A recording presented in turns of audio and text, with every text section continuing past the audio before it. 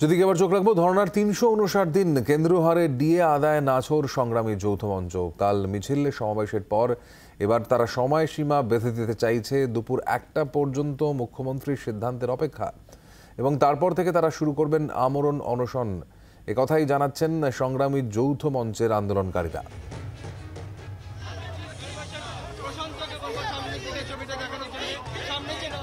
কাল শহীদ মিনারে মহাসমাবেশ করে সংগ্রামী যৌথ মঞ্চের আন্দোলনকারীরা এবং আজকে তারা রীতিমতো আলটিমেটাম দিতে চাইছে। দুপুর ১টা পর্যন্ত সময়সীমা, তাদের দাবি না মানা হলে এবং একই সঙ্গে মুখ্যমন্ত্রীর তরফ থেকে কোনো রকম বার্তা না এলে তারা অনশন শুরু করবেন, এমনটাই কিন্তু জানতে পারা যাচ্ছে। খবর আরও নেব, আমাদের সঙ্গে এই মুহূর্তে রয়েছেন আমাদের প্রতিনিধি অয়ন ঘোষাল। অয়ন, কি আলটিমেটাম দিচ্ছেন এই মুহূর্তে এই সংগ্রামী যৌথ মঞ্চের আন্দোলনকারীরা? শহীদ মিনারের সমাবেশের দিন সকালেই, অর্থাৎ সমাবেশ শুরুর আগেই সংগ্রামী যৌথ মঞ্চের আহ্বায়ক ভাস্কর ঘোষ জানিয়েছিলেন যে তারা এরপর রাজ্য সরকারকে যে সময়সীমা দিচ্ছেন সেই সময়সীমার পরে আন্দোলনের ধার এবং ভার তারা আরো তীব্রতর করবেন। তার মধ্যে আমরা জানি যে ইতিমধ্যেই ২৯শে জানুয়ারি থেকে লাগাতার ধর্মঘটের ডাক দেওয়া হয়েছে, অর্থাৎ সরকারি কর্মীরা তারা কর্মবিরতিতে যাবেন।